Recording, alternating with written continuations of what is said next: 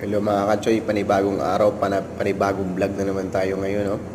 So ngayon pala naghihiwa ako ng chicken shawarma. Ay napakalaking chicken yan. Mas taas pa sa height ko, pero inabot ko. Kayang-kaya yan mga kachoy. All goods.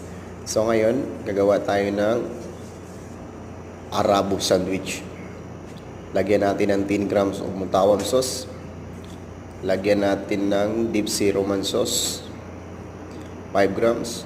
Tapos 100 grams of chicken.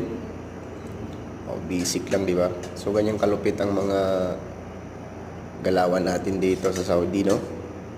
Solo flight lang tayo sa breakfast kasi wala masyadong customer. So tutupiin natin kanyan, wrap in organized way. Tapos to toast, hiwain siya ng 6 pieces.